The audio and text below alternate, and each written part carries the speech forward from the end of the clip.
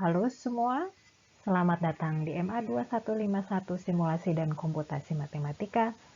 Saya Renovia Simanjuntak dan kali ini kita akan membahas bab pertama di buku teks, yaitu tentang pendahuluan. Di bab ini tentu saja kita belum akan mempelajari bagaimana melakukan simulasi atau komputasi, tetapi kita akan melihat kenapa kita harus mempelajari simulasi dan komputasi. Alasan pertama adalah revolusi sains. Nah, ini dikemukakan oleh Michio Kaku di bukunya Visions yang terbit pada tahun 1998. Jadi sudah lebih 30 tahun yang lalu. Beliau mengemukakan bahwa terdapat 3 revolusi dalam sains di abad yang ke-20, yaitu revolusi kuantum, revolusi genetika, dan revolusi kecerdasan buatan. Tentu saja kecerdasan buatan berkaitan erat dengan komputasi atau malah bisa kita anggap sebagai bagian dari komputasi. Oke, hal kedua mengapa kita harus mempelajari komputasi yaitu karena alasan yang oleh beberapa ahli disebut sebagai ubiquitous computing. Ya, jadi ini konsep yang diajukan oleh Mark Weiser di tahun 1988. Ya. Jadi dia mengatakan ubiquitous computing itu adalah gelombang ketiga dalam komputasi, ya. Yang pertama itu yang disebut mainframe computing, ya. Jadi komputasi dengan mempergunakan mesin-mesin yang besar, ya, dan dipergunakan oleh satu komputer dipergunakan oleh banyak orang. Nah, tapi kemudian yang kita miliki sekarang, yang kita alami sekarang adalah personal computing era, ya. Jadi di mana setiap komputer itu digunakan hanya oleh satu orang saja, ya. Jadi dimiliki secara personal. Nah, kemudian yang dikatakan ubiquitous computing ini adalah di mana nanti kita tidak melihat lagi gitu. Sebenarnya komputer itu sudah tidak akan terlihat, tapi bisa kita rasakan fungsi dan peranannya di dalam kehidupan kita. Ya. Jadi kalau kita mau lihat secara lebih detail gitu ya, jadi di sini akan digunakan microprosesor yang sangat kecil, ya, yang banyak, ya, dan mereka saling berkomunikasi, ya, dan secara tidak terlihat bisa dimasukkan ke dalam objek, ya. Jadi kalau sekarang kita sudah punya komputer di dalam HP kita, ya, kita punya komputer di mesin cuci misalnya, ya, atau ada juga lemari es yang ada komputernya begitu, ya, ada microprosesornya. Nah, nanti di masa depan ya akan terjadi lebih dari itu, misalnya di dinding, ya, atau di pakaian kita, ya. Jadi pakaian kita bisa menyesuaikan tergantung cuaca yang sedang kita alami, ya. Jadi itu bisa terjadi. Jadi ini adalah jenis komputasi yang dapat muncul di mana saja dan kapan saja, dan nanti akan ada masanya di mana ini akan terjadi. Oke, alasan yang lain berkaitan dengan sains kembali gitu, ya. Jadi di sini saya kutip dari laporan Microsoft Research pada tahun 2006 yang berjudul Towards 2020 Science. Jadi tahun ini sebenarnya 2020, yang mengungkapkan bahwa komputasi bukan lagi sekedar pendukung atau supporter untuk sains. Ya, yang mereka kemukakan adalah komputasi akan berperan lebih dari sekedar pendukung dalam riset di dalam sains. Selain itu juga prinsip komputasi akan terintegrasi di dalam sains. Ya, jadi bukan hanya pelengkap, pendukung, supporter, dan bahkan dia akan mengubah dasar dalam pelaksanaan riset di dalam sains. Dan sebagai akibat dari dua hal yang tadi sudah saya sebutkan, komputasi akan mempercepat perkembangan sains, baik teori maupun eksperimentasi tentunya. Dan ini yang mungkin agak kontroversial pendapatnya. Di sini dikatakan bahwa ilmuwan masa depan yang tidak menguasai matematika dan komputasi tidak akan dapat melakukan riset dalam sains. Jadi matematika dan komputasi akan sangat berperan dalam pengembangan sains di masa depan. Jadi komputasi bukan hanya sekedar pendukung, tetapi sekarang banyak orang yang sudah menganggap bahwa komputasi merupakan pilar ketiga dalam sains setelah teori dan eksperimentasi. Jadi dengan mempergunakan komputasi, kita dapat memperoleh persepsi dan pemahaman, ya, ini diberikan oleh hasil komputasi. Selain itu juga komputasi bisa mengarahkan ke teori baru atau eksperimen baru. Jadi tentu saja komputasi tidak dapat membuktikan suatu teori, tetapi dia dapat mengarahkan ke suatu teori baru atau bisa digunakan untuk menguji teori yang baru. Oke, kita akan melihat beberapa contoh kasus di mana komputasi sangat berperan dalam penyelesaian masalahnya. Ya. Yang pertama adalah virus HIV ya. Jadi kalau kita lihat sekarang masalah tentang asal mula virus, bagaimana dia menyebar dan sebagainya itu sangat penting untuk kita pelajari ya, terutama di tahun ini di mana kita sedang berada di dalam masa pandemi. Tapi ini virus yang sudah terjadi beberapa dekade yang lalu. Ya, saya mengutip laporan dari Los Alamos National Laboratory dan the University of Minnesota. Saya kutip dalam bahasa aslinya. Jadi di sini dikatakan bahwa perkembangan virus HIV itu sangat dipengaruhi oleh pemodelan matematika, ya.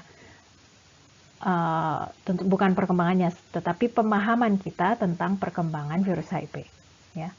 Jadi sebelum dilakukan pemodelan itu pada awalnya AIDS itu dianggap sebagai penyakit yang berkembang secara perlahan, ya. Sehingga pengobatan itu baru dilakukan setelah simptomnya muncul, ya. Jadi setelah gejala-gejala muncul baru dilakukan pengobatan dan kemudian tidak dilakukan pemonitoran terhadap para pasien. Nah, tetapi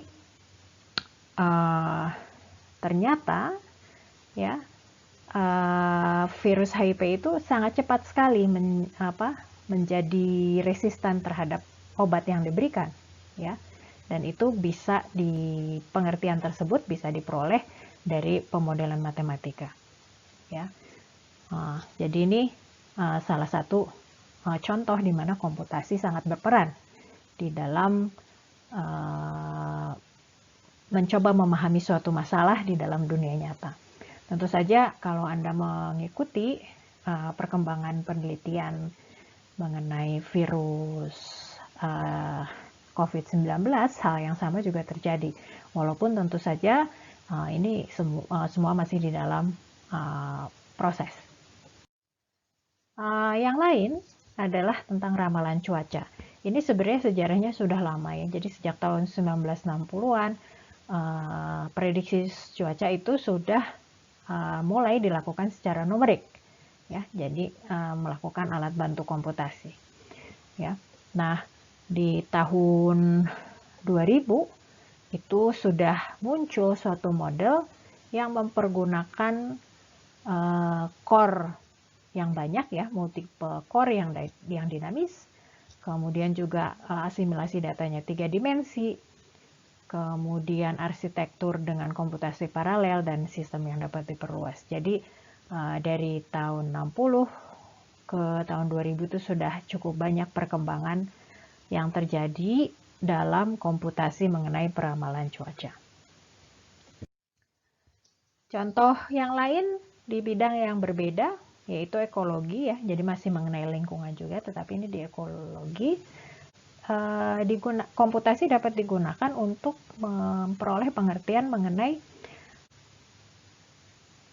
organisme dan lingkungannya ya. Jadi contohnya di tahun 2006 ada suatu model namanya ALFIS ya, yang digunakan untuk memodelkan efek dari keberadaan ikan air tawar terhadap perencanaan manajemen air gitu ya. Nah, dan ini ternyata juga berkaitan dengan populasi yang lain ya. Jadi karena ikan ini merupakan makanan bagi spesies burung tertentu, jadi model untuk ikan ini juga akan berpengaruh atau akan dapat dikaitkan dengan model untuk burung. Yang kedua model tersebut sangat diperlukan untuk bisa memperoleh solusi dalam menyeimbangkan ekosistem. Yang lain mungkin yang ini sangat berbeda ya dalam bidang linguistik ya. Jadi selama ini di kalangan ahli bahasa terdapat perbedaan pendapat dalam menentukan asal-usul bahasa yang berada dalam rumpun Indo-Eropa. Ya, jadi ada sekitar 400 bahasa di rumpun tersebut. Kemudian ahli bahasa memiliki pendapat yang berbeda ya. Jadi ada kelompok yang berpendapat bahwa asal-usulnya berasal dari Eurasia ya. Kemudian ada juga kelompok lain yang berpendapat itu berasal dari suatu daerah di Turki ya, Anatolia ya, yang lebih tua ya. Jadi 8.000 sampai 9.500 tahun yang lalu dibandingkan dengan Eurasia yang 6.000 tahun yang lalu ya. Nah, kemudian pada tahun 2012 Burkhardt dan kawan-kawan mereka melakukan penelitian dengan melakukan pemodelan ya.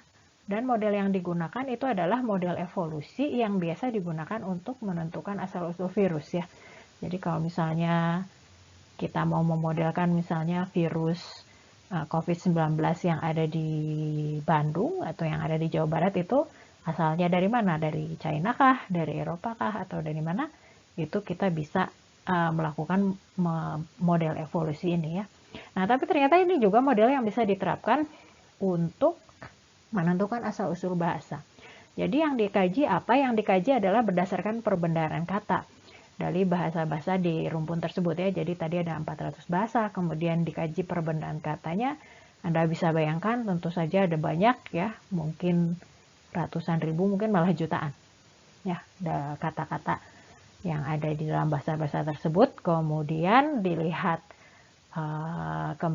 kemiripannya, evolusinya ya, dari satu kata berubah menjadi kata yang lain, dan dari situ model yang diselidiki di tahun 2012 itu mendukung asal-usul bahwa bahasa dalam rumpun Indo-Eropa itu berasal sebenarnya dari Turki, dari Anatolia.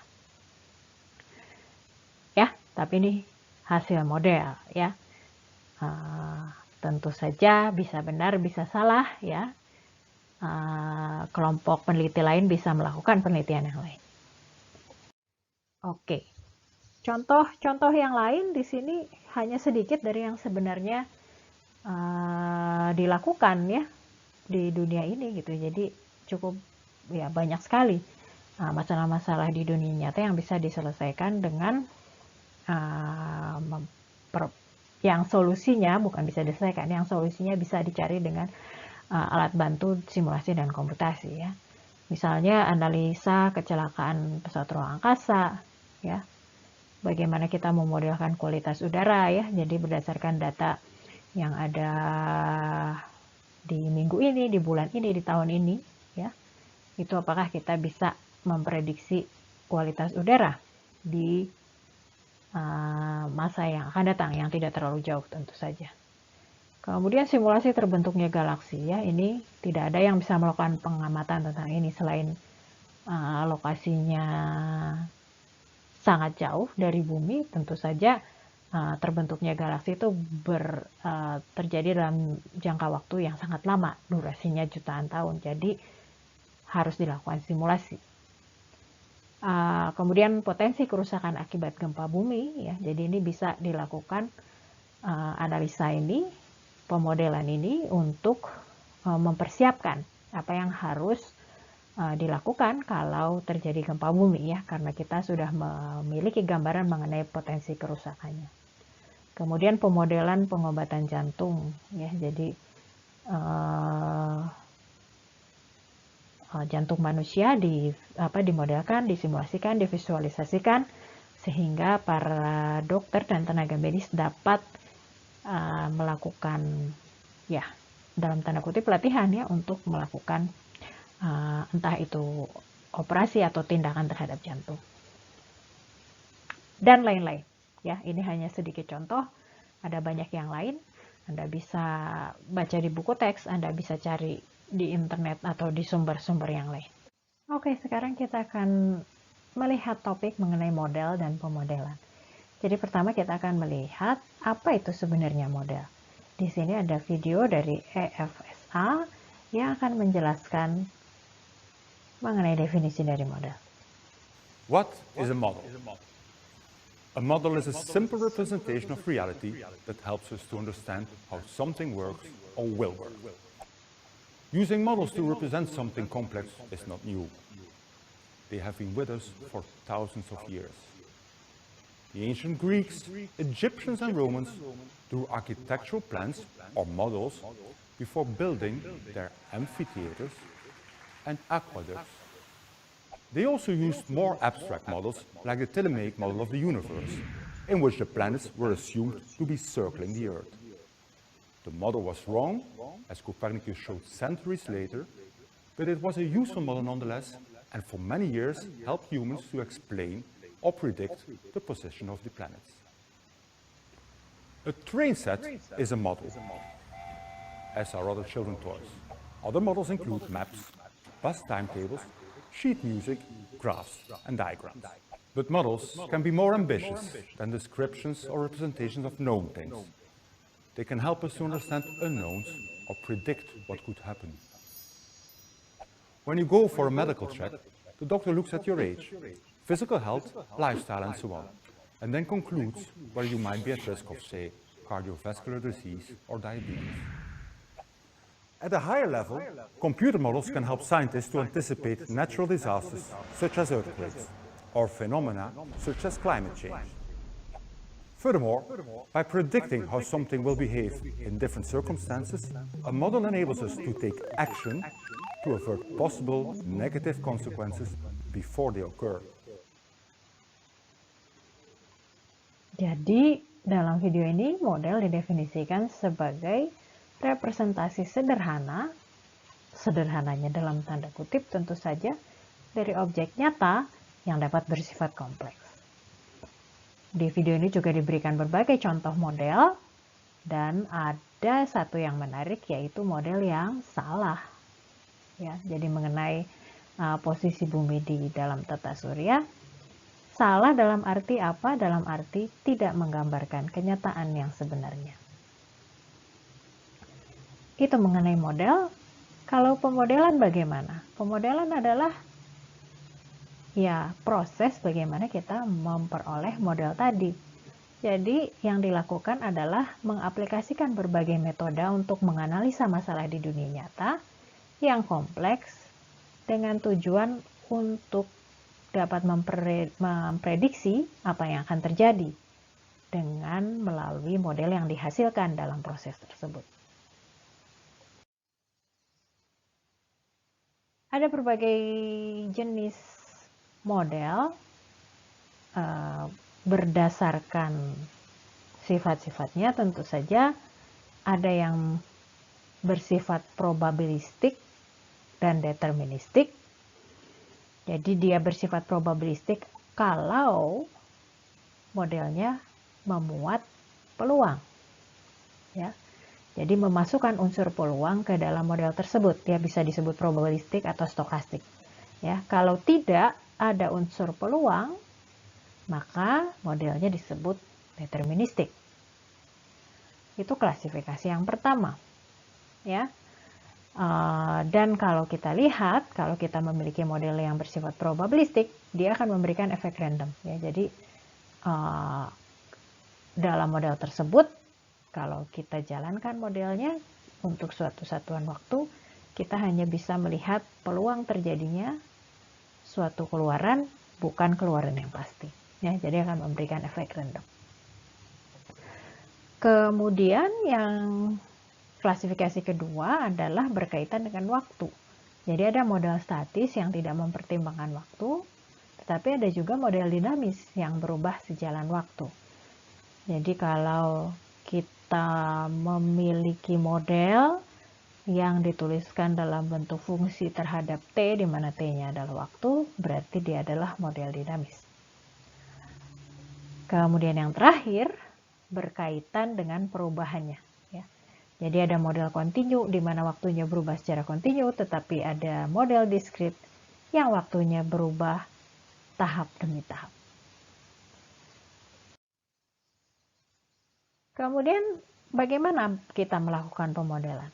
Ya, di dalam kuliah ini, di dalam buku teks, ada 5 langkah yang bisa kita lakukan di dalam melakukan pemodelan. Yang pertama adalah analisis masalah. Jadi di situ kita bisa mengidentifikasi masalah, ya. Ini masalahnya apa gitu ya. Kemudian kita memahami pertanyaan yang diajukan. Jadi kalau ada masalah biasanya dalam bentuk pertanyaan, nah kita harus memahami masalah tersebut. Ya. Kemudian dari pertanyaan itu ditentukan tujuannya ya, jadi objektifnya. Jadi kalau kita mau menyelesaikan masalah tersebut, tujuan spesifiknya apa? Ya, objektifnya. Dan kemudian menentukan klasifikasinya. Apakah probabilistik atau deterministik? Apakah statis atau dinamis? Apakah dia bersifat kontinu atau diskrit? Ya. Tentu saja bisa jadi suatu masalah bisa dimodelkan dengan dua cara yang berbeda ya, tinggal pilihan kita memilih yang mana ya.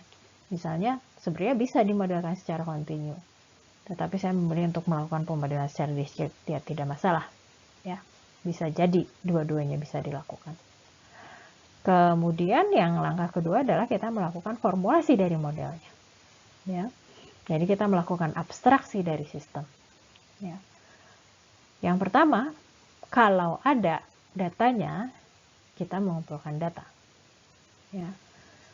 Kemudian, nah ini yang penting dalam melakukan formulasi model adalah kita menyederhanakan ya, jadi melakukan asumsi-asumsi yang menyederhanakan.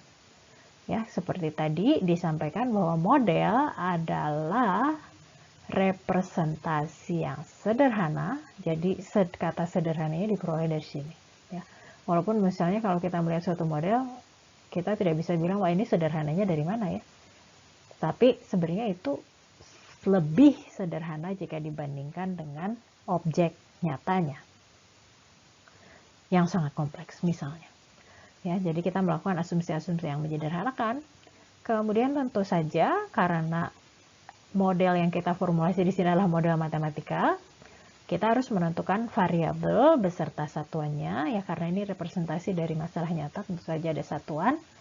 Ya, kalau salah satuan nanti bisa jadi masalah ya. Nanti di kuliah berikutnya kita akan lihat salah satu contoh ya, masalah yang terjadi karena model salah menerapkan satuan. Kemudian kita menentukan relasi antar variabel ya. Jadi kalau ada beberapa variabel, tentu saja harus ada relasi di antara variabel tersebut. Dan kalau ada beberapa submodel, itu harus ada relasinya juga ya. Nah, kemudian dari situ kita dapatkan formula dan fungsi yang menggambarkan model yang kita miliki. Oke, nah dari model yang sudah diformulasikan ya, yang berupa formula atau fungsi, kemudian kita cari solusinya ya. Solusinya bisa macam-macam ya, bisa melakukan optimasi, mencari maksimum atau minimum ya, bisa menyelesaikan persamaan, pertidaksamaan dan lain-lain ya. Jadi kita tentukan solusi dari model yang kita miliki. Kemudian langkah berikutnya adalah melakukan verifikasi dan interpretasi solusi. Ya, jadi yang verifikasi itu ada dua hal. Yang pertama adalah verifikasinya itu sendiri. Yang kedua adalah validasi. Ya, jadi verifikasi itu apa? Verifikasi itu memastikan bahwa solusinya masuk akal. Ya, jadi misalnya kalau solusi yang masuk akal adalah himpunan penyelesaian yang untuk bilangan yang positif, ya kalau misalnya ada jawaban yang negatif, berarti jadi tidak masuk akal, ya. Itu verifikasi. Kemudian yang kedua ada validasi, memberikan apakah solusi yang kita peroleh itu memberikan penyelesaian terhadap masalah awal, ya. Jadi bisa jadi diverifikasi oke, ya, jadi solusinya masuk akal, tetapi tidak menjawab pertanyaan awalnya, ya, pertanyaan di masalah awal. Nah, kalau ini sudah dilakukan verifikasi dan validasi, tentu saja kita harus melakukan interpretasi, ya. Jadi kalau solusi dari model, solusi dari formula dan fungsi itu kan bisa berupa himpunan bilangan, ya, bisa berupa formula lain gitu, ya. Nah, itu harus kita interpretasikan sesuai dengan masalah yang sebenarnya. Maka ini sudah kita selesaikan, tentu saja kita tinggal membuat laporan, ya, membuat laporan. Dan laporan yang baik di sini diberikan harus memuat 4 hal, yaitu pertama analisa masalahnya, rancangan modelnya, solusi, dan kemudian hasil dan kesimpulan. Jadi ini tolong diingat kalau Anda diminta untuk membuat laporan dalam tugas-tugas atau proyek Anda, keempat hal ini harus selalu ada. Oke, jadi kelima langkah yang tadi sudah kita bahas sebenarnya merupakan proses yang siklis, ya. Jadi ada siklus yang memuat kelima langkah tadi. Jadi mulai dari analisis masalah, formulasi model, mencari solusi, melakukan verifikasi dan interpretasi. Jadi kalau model Anda tidak terverifikasi atau tidak tervalidasi, tentu saja Anda harus mengulang lagi prosesnya, ya. Jadi Anda harus kembali menganalisa masalahnya, melakukan formulasi dan seterusnya, sampai kalau sudah tervalidasi, terverifikasi, baru Anda menuliskan interpretasi dan laporannya.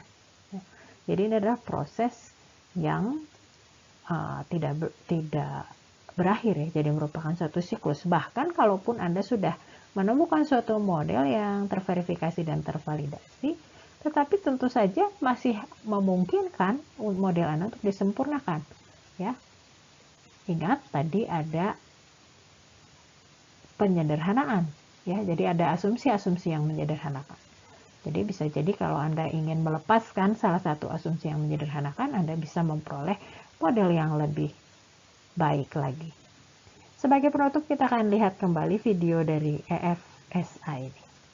But models are not, nor ever will be, perfect.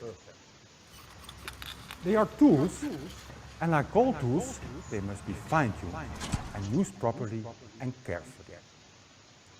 They are only as good as the information you put into them. And we must never forget that they are a simplified representation of reality. So, if your model has a clearly defined purpose, you understand the limitations of the model, and you are confident that the outcome is a good representation of reality, then you have a useful model.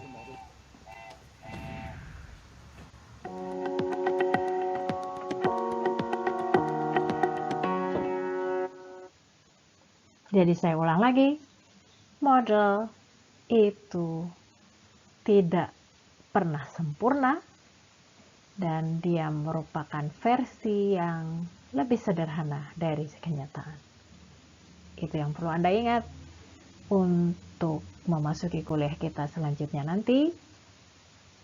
Sekian kuliah hari ini. Sampai bertemu lagi di video yang lain. Terima kasih.